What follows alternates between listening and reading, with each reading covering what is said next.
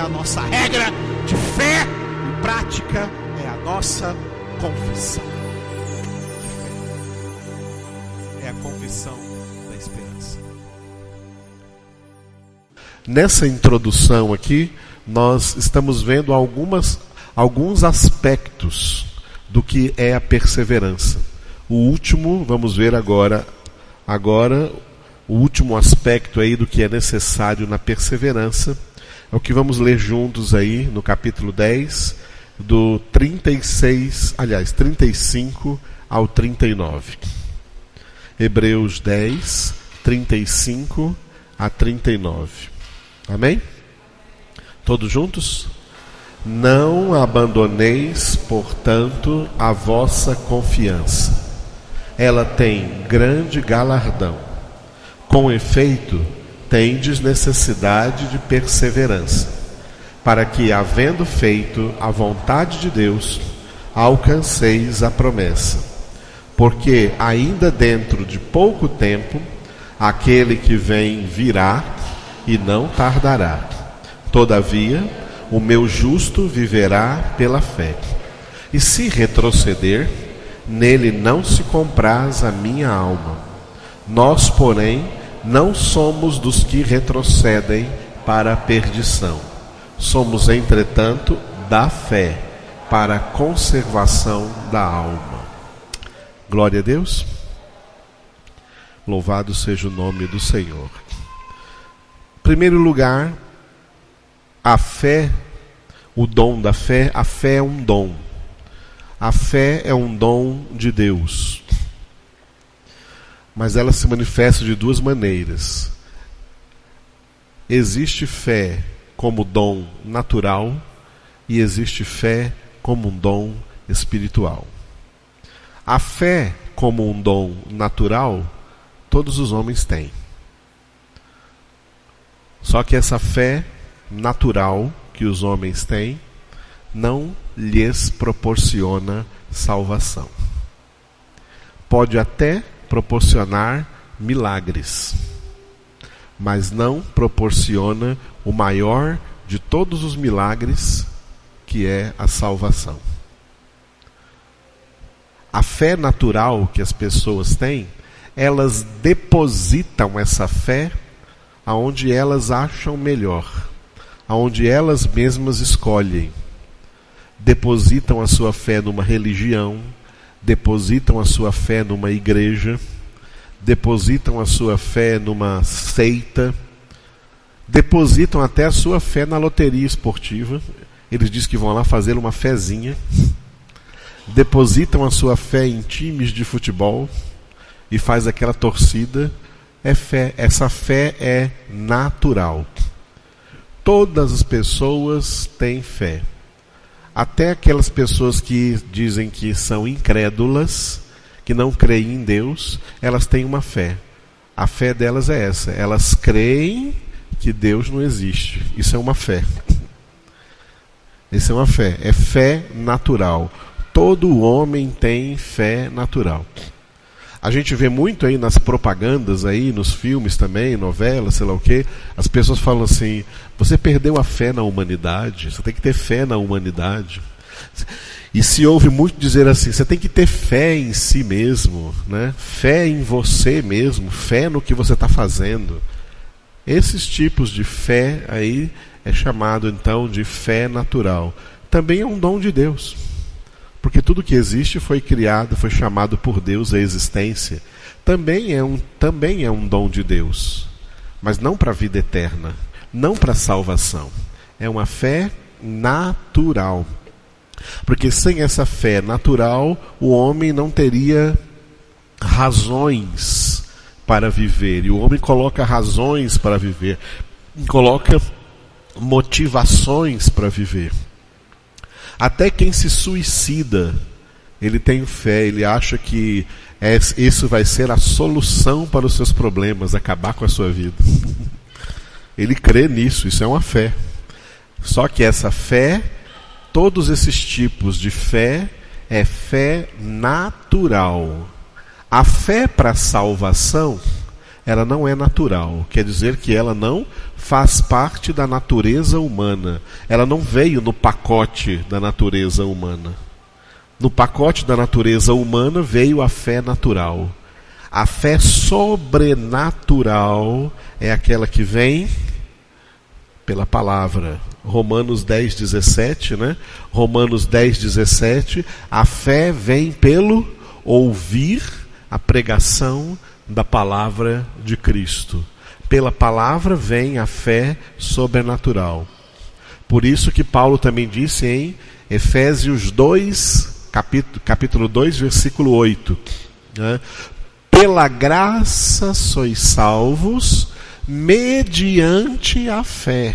E isto não vem de vós, não vem da vossa natureza, é dom de Deus. Nem de obras, nem do que alguém faça, para que ninguém se glorie. É dom, a fé é um dom de Deus. Um dom que Deus não dá a todos. Por isso em 2 Tessalonicenses, capítulo 3, versículo 2, está escrito: a fé não é de todos. E de quem é a fé? Primeiro capítulo de Tito. Tito, capítulo 1, versículo 1, né? Quando Paulo escreve, né, para promover a fé que é dos eleitos de Deus. A fé que é dos eleitos de Deus.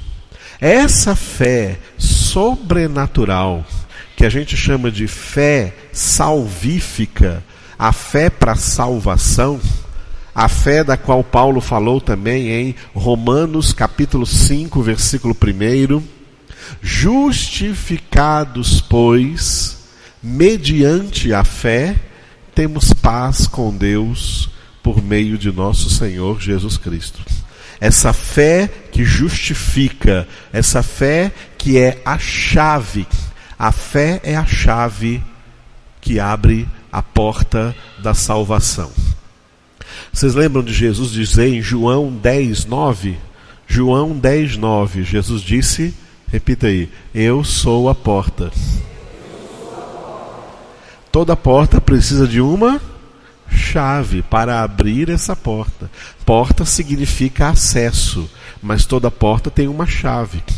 Uma chave errada não abre aquela porta. Cada porta, cada fechadura tem um segredo, tem um mistério. A chave é um segredo. A chave tem esse segredo. Uma chave falsa não vai abrir a porta porque ela não pertence àquela porta. A única chave que abre essa porta, que é Cristo, Ele é a porta, a chave é a fé. A chave é a fé. Por isso, temos acesso à salvação por meio da fé, mediante a fé. A fé é essa chave. E a fé vem pela palavra. Palavras distorcidas também produzem fé, mas uma fé, uma chave distorcida. Uma chave que na hora de abrir, não vai abrir. Tá? Não vai abrir. Tem gente que tem fé em Jesus, mas é uma fé errada. É um Jesus errado. É um evangelho distorcido. Crê em heresias. Essa fé que vem por palavras erradas se torna uma chave com defeito. Uma chave errada. E essa chave não vai abrir a porta na hora que precisar abrir. A única chave certa que abre a porta é a fé corretamente orientada de acordo com a palavra de Deus e também a correta interpretação da palavra de Deus. A correta interpretação da palavra de Deus produz a fé genuína que abre a porta. Interpretações erradas da palavra de Deus danificam essa chave, danificam essa fé e ela não vai abrir a porta. E na hora H, que essa pessoa pensa que tem salvação, não tem salvação. O catolicismo acredita que existe um purgatório. Então eles acham que pode viver a vida inteira pecando e que depois que morrer, as pessoas vão rezar em sufrágio de suas almas que estão no purgatório, e um dia lá eles vão sair do purgatório e ir para o céu, depois que todo mundo já rezou missas e terços e rosários e promessas e já fizeram sacrifícios por elas, pelos mortos. Isso não é doutrina bíblica. Por isso essa fé católica é uma chave errada, que não vai abrir a porta. Não adianta nada eles falarem de Jesus lá, né, por nosso Senhor Jesus Cristo. Toda missa católica começa em nome do Pai, do Filho e do Espírito Santo, e termina com o padre dizendo: Deus os abençoe, a bênção de Deus Todo-Poderoso seja convosco, em nome do Pai, do Filho e do Espírito Santo. Tem leituras bíblicas dentro das missas, mas não adianta nada. A palavra que eles têm não tem revelação. Não adianta invocar o nome de Deus, porque nem todo o que me diz Senhor, Senhor entrará no reino dos céus, mas o que faz a vontade do meu Pai que está nos céus. Eles não fazem a vontade do Pai, porque já distorceram completamente a palavra de Deus. Então a fé que eles têm é uma chave falsa que não vai abrir a porta. A única fé que é a chave correta que abre a porta é a fé que vem pela palavra de Deus, e pela palavra de Deus corretamente interpretada, produzindo a sã doutrina, que é o que verdadeiramente nós temos que crer. Por isso essa fé é chamada também de fé bíblica. Fé bíblica, a fé que vem pela palavra de Deus. Eu creio na palavra de Deus, em nada mais que esteja fora dessa palavra, em nada mais que ultrapasse essa palavra. Se vier alguma coisa que é contra a própria palavra nos dá o critério de julgamento e diz: seja anátema. Anátema significa maldita. Seja maldita. Essa coisa aí é uma maldição, porque não está na palavra de Deus. Também no meio protestante, do século XX para cá, se começaram a criar muitas doutrinas errôneas, muitas doutrinas erradas. Vou citar só uma delas, uma doutrina errada. As igrejas, a maioria das igrejas hoje aí, fruto do pentecostalismo para cá, elas dão nomes aos cultos. Segunda-feira é culto de uma coisa, terça-feira é culto de outra coisa, quarta-feira é culto de outra coisa, domingo é culto de outra coisa, aí vai culto da família, culto dos casais, culto das mulheres, culto dos homens, culto da prosperidade, culto dos dizimistas, culto de libertação, culto de ensino. Isso é falso, isso não existe na Bíblia. Primeiro, nem os profetas no Antigo Testamento ensinaram isso, Jesus não ensinou isso no Novo Testamento, os apóstolos não ensinaram isso em suas epístolas. Isso é antibíblico, mas as igrejas acham que isso é uma boa ideia, né? E aí elas escolhem o culto que elas querem ir de acordo com o que elas acham que estão precisando, né? E o que elas menos vão é no chamado culto de ensino. Todo culto tem que ter ensino da palavra. A palavra de Deus é o que ocupa o lugar central no culto. Nós nos reunimos no culto para aquilo que eu falei alguns dias atrás aqui no Salmo de número 100, versículos 2 e 3. Salmo 100, versículos 2 e 3. Versículo 2. Versículo 2: servi ao Senhor com alegria, apresentai-vos diante dele com cânticos. É o que nós fazemos aqui. Servir ao Senhor é cultuar ao Senhor. Aí cantamos a Ele, como também Paulo fala em Efésios capítulo 5, versículo 18 e até o 20. Enchei-vos do Espírito, falando entre vós com salmos, entoando de coração louvores ao Senhor, com hinos e cânticos espirituais. E aí o versículo 3 do Salmo: Versículo 3 do Salmo resume tudo que nós precisamos saber através do ensino da palavra, através da pregação da palavra. Sabei que o Senhor é Deus. Sabei que foi Ele quem nos fez. Sabei que dele somos. Somos seu povo e rebanho do seu pastoreio. Então o ensinamento da palavra ocupa parte central aí das nossas reuniões do culto a Deus. Se tirar isso, se mudar isso, eles estão criando fogo estranho, cultos estranhos, baseados então em doutrinas estranhas, que produzem fé, produzem, mas não a fé salvífica. Uma fé que é uma chave torta, uma chave errada, e que na hora H deles entrar no céu, ela não abre essa porta.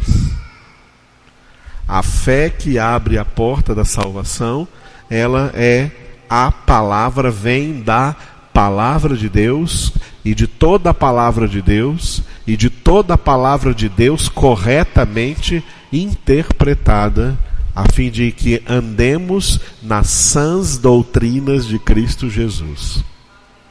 Glória a Deus.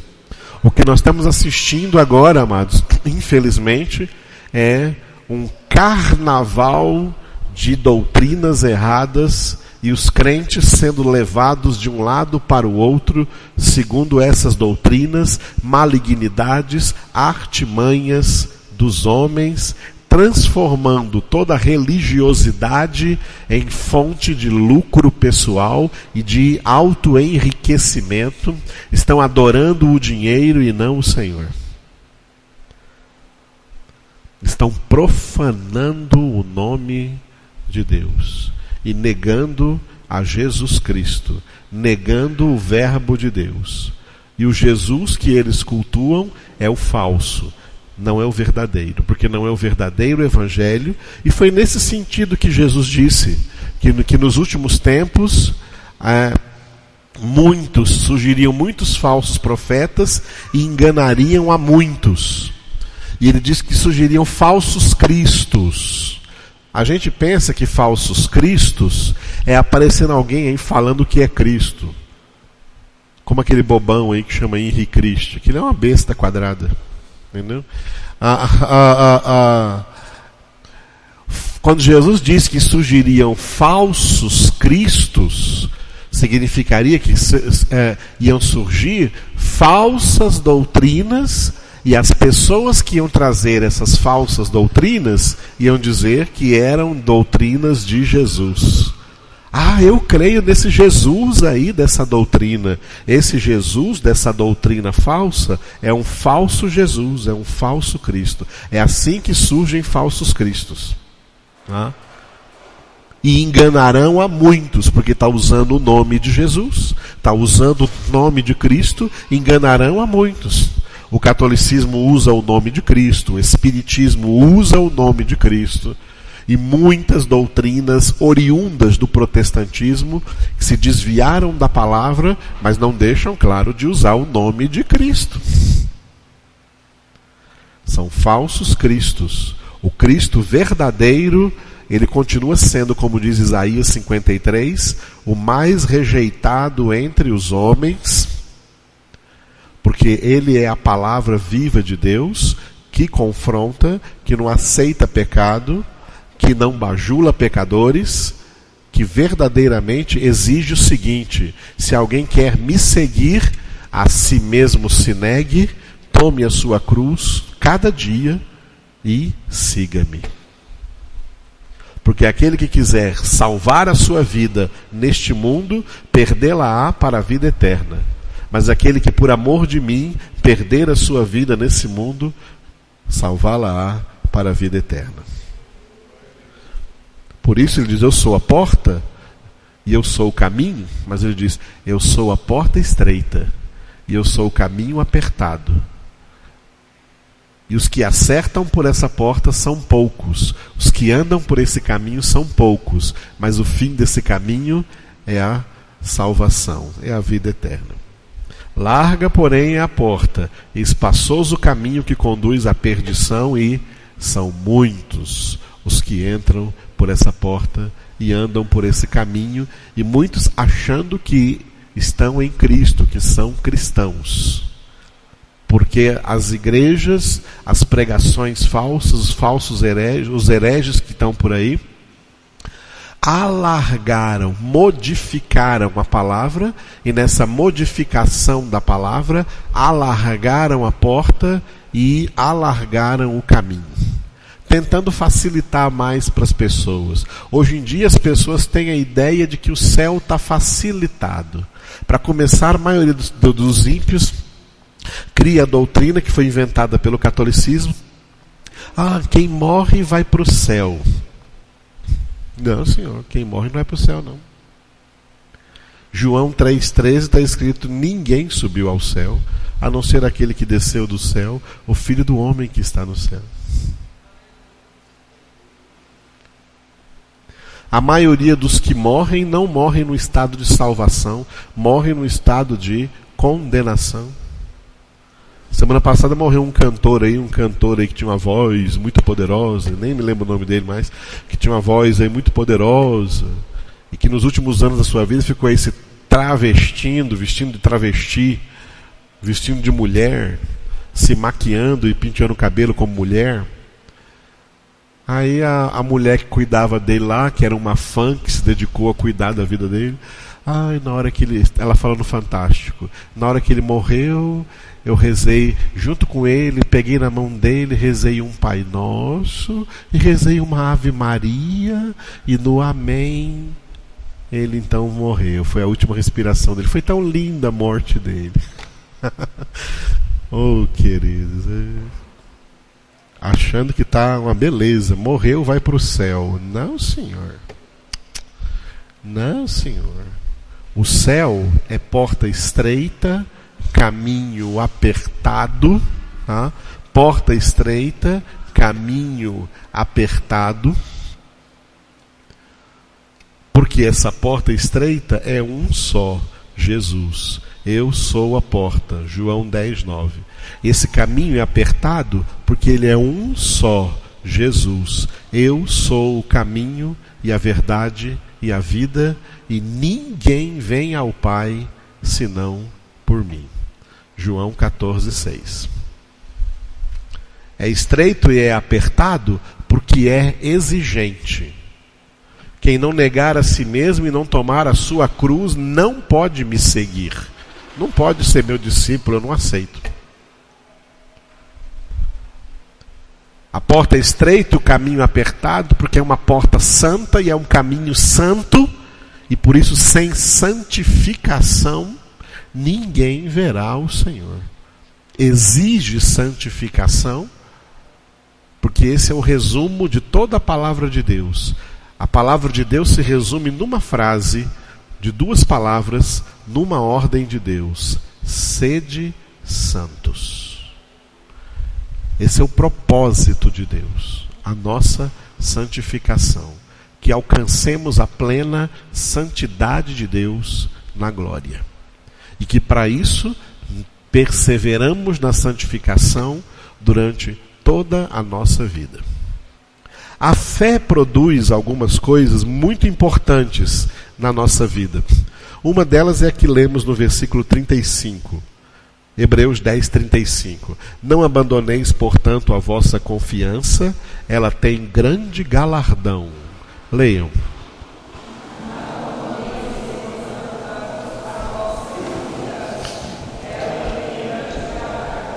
A confiança é um dos elementos da fé. Tá? Confiança é um dos elementos da fé.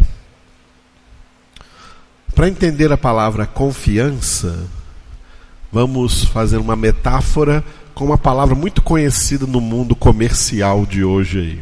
Tá? No mundo comercial de hoje aí. Alguém vai alugar uma casa, por exemplo, aí eles falam lá na imobiliária: você precisa de 2 fiadores. Ou precisa de um fiador. A palavra fiador vem de fiança. Confiança significa o seguinte, é um dos elementos da fé.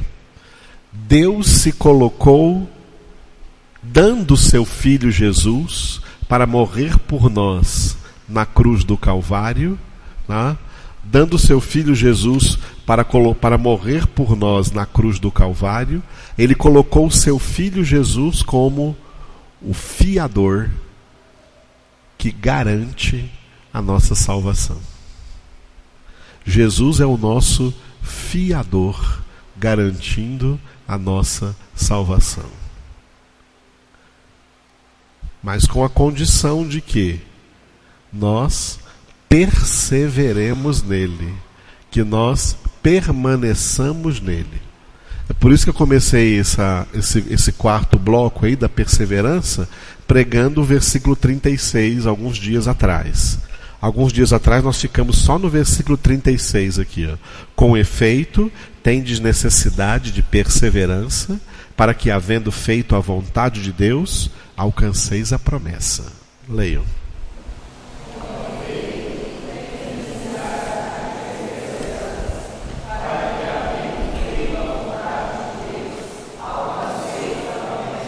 Olha, tendes necessidade de perseverança, por quê?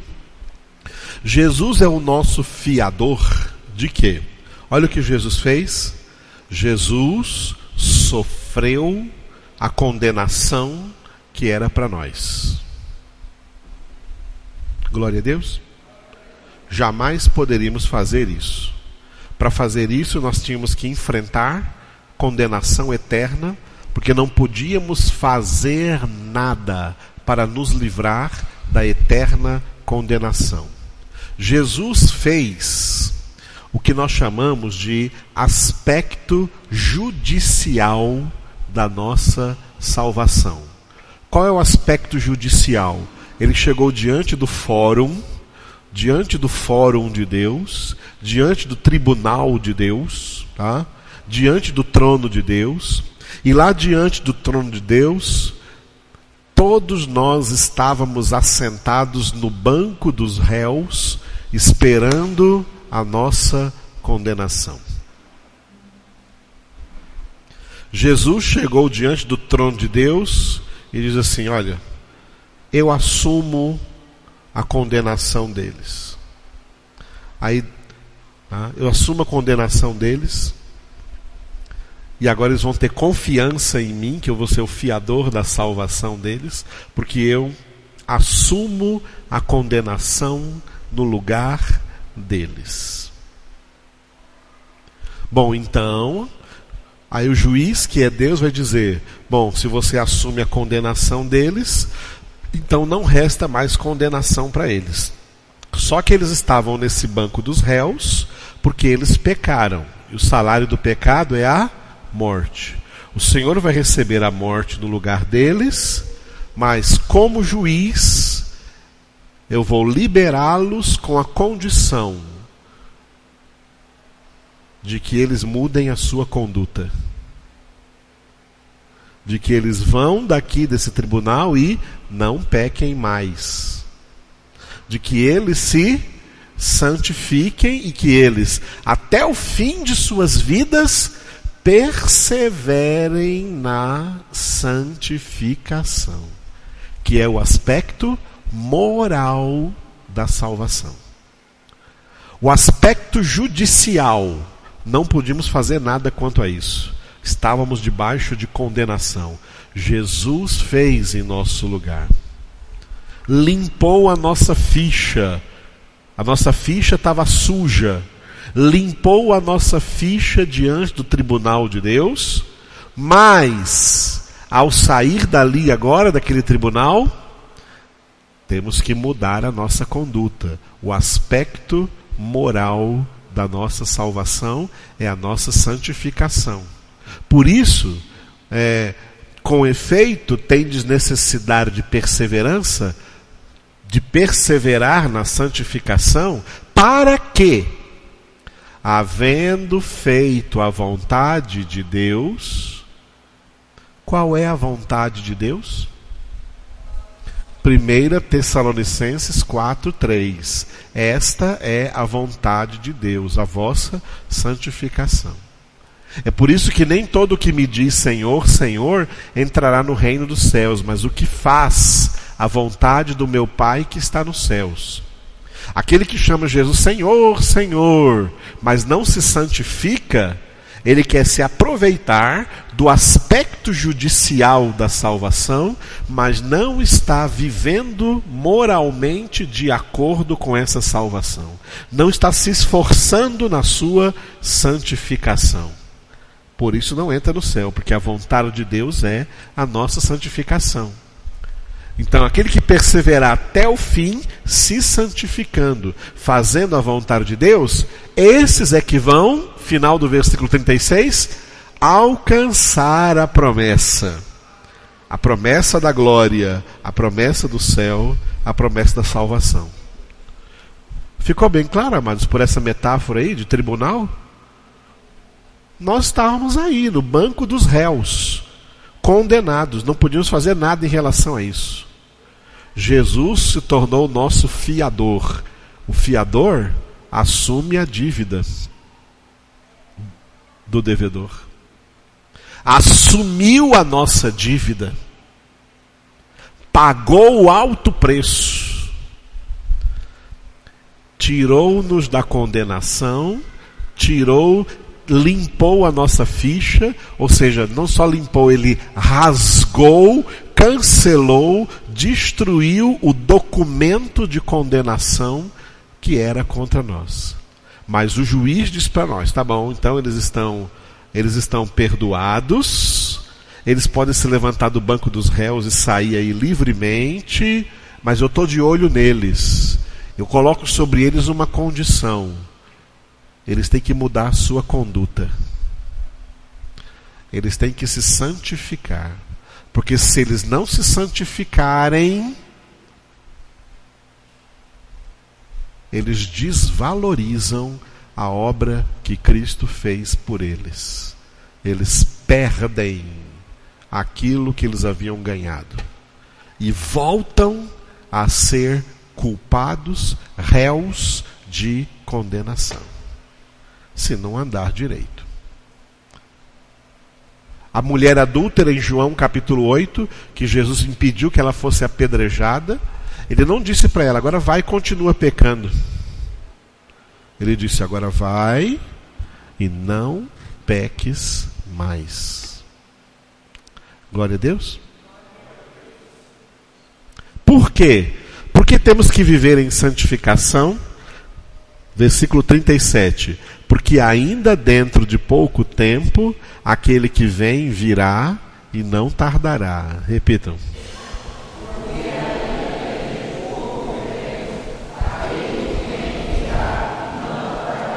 Jesus vem. Jesus vem. A primeira vez ele veio como Salvador. Por isso se tornou o fiador da nossa salvação. Mas agora ele virá como juiz. Ele virá não mais na posição de Salvador. Ele virá agora na posição de juiz. Aquele que perseverar até o fim, ele vai saber disso. E esse fim pode ser duas datas, a que vier primeiro. Ou a sua morte, ou a vinda de Jesus. Quando a gente morre, Jesus veio para nós ali. Nós lemos lá no capítulo 9, versículo 27, ao homem está decretado que ele morra uma só vez, e logo em seguida vem o juízo. Morreu, já comparece diante do tribunal de Deus. Se até a sua morte essa pessoa perseverou na sua santificação, Jesus fala, opa, sobre você permanece a minha salvação, eu sou o fiador da sua salvação. Não é porque você se santificou que você vai ter salvação, é porque você se santificou porque eu tinha tirado de você a condenação. Então você vai para o paraíso esperar que eu volte definitivamente. Ou, na vinda de Jesus, o arrebatamento dos que estiverem sobre a terra, perseverando na sua santificação. Esses é que serão arrebatados. Os que estiverem vivendo na terra, perseverando na sua santificação, serão arrebatados, como foram no Antigo Testamento arrebatados Enoque e Elias numa carruagem de fogo para o paraíso. E no caso do arrebatamento, para encontrar com Jesus sobre nuvens e depois serem levados à glória de Deus. Aquele que vem virá e não tardará. Temos três vezes Jesus dizendo no último capítulo da Bíblia, Apocalipse 22, eis que venho em breve. Eis que venho em breve. Tem uma tradução que diz, eis que cedo venho. Esses dias foram abreviados. Jesus está vindo. Até que ele venha, temos que perseverar. Cabe a nós perseverar na santificação. Santificar nossas vidas, santificar nossas mentes, santificar a nossa conduta, a maneira de vivermos, porque quem diz que crê, mas não vive, é falso crente. O verdadeiro crente vive o Evangelho em todos os detalhes da sua vida, até em cada palavra que sai da sua boca. Deus abomina a hipocrisia de quem diz que é crente, mas na hora de praticar, não pratica. Pratica impiedade, vive como ímpio, não passa no crivo de Deus. Não adianta ficar chamando de Senhor, Senhor, sem fazer a sua vontade. Amém, amados? Por isso que, enquanto o Senhor não vem, enquanto o aguardamos, como deve ser a nossa vida? 38. Todavia, o meu justo viverá pela fé.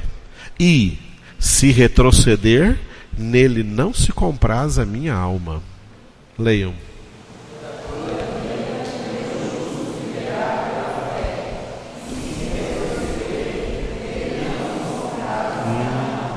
O meu justo aqui é aquele que foi justificado mediante a fé. Aquele que foi justificado mediante a fé, foi justificado aonde? Lá naquele tribunal. Quando Jesus assumiu a sua culpa, quando Jesus assumiu a sua condenação, eles passaram a ser justificados pela fé. Ele deve então agora viver pela fé. Durante muitos anos aí muita gente interpretou esse versículo errado, que viver pela fé era viver sem trabalhar, só esperando vir de Deus o pão de cada dia. Até um rapaz chegou para mim uma vez, pastor, agora estou vivendo pela fé. Oh, que bom, irmãos. O que você está fazendo? Não, larguei o trabalho, vou viver só pela fé agora.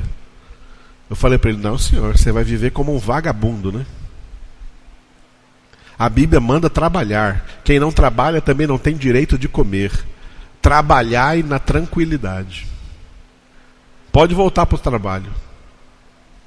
Viver pela fé é viver a palavra, é praticar a palavra. Os que ouvem a palavra e a praticam. Esses vivem pela fé, estão edificando a sua vida espiritual, a sua casa espiritual sobre a rocha.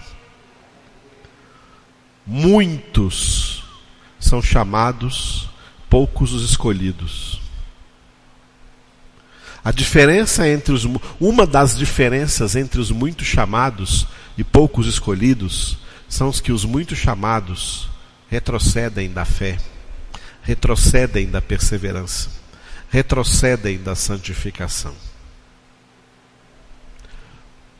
Os muitos chamados são aqueles que põem a mão no arado e olham para trás. Os muitos chamados são aqueles que, como o antigo povo hebreu, foi tirado do Egito, e quando estava lá no meio da peregrinação rumo à terra prometida, olharam para trás, desejaram nunca ter saído do Egito, começaram a achar que a sua situação no Egito era melhor, começaram a reclamar da sua sorte atual, começaram a sentir saudades do Egito, das cebolas, dos alhos, das panelas de carne, quando viviam ali debaixo da escravidão. Achavam que estavam melhor. Pessoas que olham para trás não é digno do reino dos céus. Essa é a questão dos muitos chamados. Eles olham para trás, eles retrocedem. Eu estou vendo aí milhares de crentes, igrejas inteiras com seus pastores juntos, todas retrocedendo para o mundo, voltando-se ao mundanismo, voltando-se ao secularismo, fazendo coisas do mundo. Essa época agora tem até igrejas que nunca aconteceu isso antes na história do protestantismo, e que vem acontecendo desde o final da década de 80 para cá, de igrejas fazerem festa de quadrilha, festa junina, festa de quadrilha. Tem uma aí que faz o Arraiá do Jesusão, tá? E colocam lá as danças, e o povo dançando forró na quadrilha, e comendo as comidas típicas. Isso é uma festa pagã, uma festa de ímpios, uma festa de idólatras. Não faz parte da doutrina de Cristo, de nenhum dos mandamentos de Jesus, não fazem parte da palavra de Deus, não é uma prática da igreja de Cristo Jesus. Está agora cheio de igrejas fazendo isso por aí, tá? Fazendo isso por aí. E formação de quadrilha é crime. Viu? Sabe disso. É uma quadrilha de bandidos, de desviados da fé, de desviados da palavra. E cuidado, porque as criancinhas, os filhos de vocês aí, nas escolas, são levados a isso. Você, como pai cristã e mãe cristã, tem que chegar lá na escola e falar assim, ó, deixa meu filho fora da quadrilha. Ao invés disso, nós estamos vendo pais cristãos, acho que não tem nada a ver não, eles são só uma brincadeirinha que eles vão lá fazer. Tem tudo a ver, amados. Satanás não está brincando não, ele está roubando, matando e destruindo. Quem é de Deus tem que mostrar que é de Deus em todas as coisas, porque senão ele retrocede. E se retroceder, essa palavra aqui do versículo 38 é muito forte. Deus diz assim, ó, nele não se compraz a minha alma. Deus está dizendo assim, a minha alma não vai ter mais prazer nessa pessoa. Eu vou voltar sobre ela a minha ira. Vai acontecer com ela o que está escrito no versículo 31 aí, que nós vimos na quarta-feira. Horrível coisa é cair nas mãos do Deus vivo.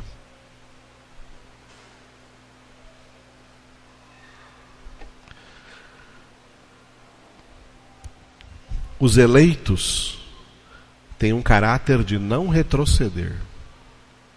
De não retroceder. De não olhar para trás. Nós olhamos para frente. É o que Paulo falou. Eu prossigo para o alvo, esquecendo-me das coisas que para trás ficam, avanço para as que diante de mim estão, para conquistar aquilo pelo que também eu fui conquistado por Cristo Jesus.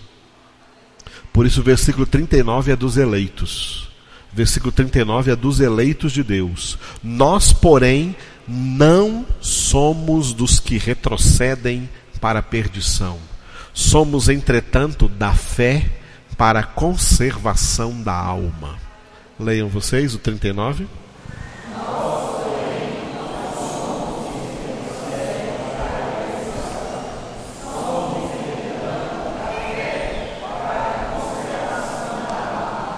Aleluia. Os eleitos não são dos que retrocedem. Os que retrocedem são os muito chamados. Eles são os dos que retrocedem, porque são amantes do mundo. Nós, porém, não somos dos que retrocedem para a perdição. Somos de perseverar na fé. A perseverança na fé, a perseverança na palavra, a perseverança na santificação, a perseverança em Cristo,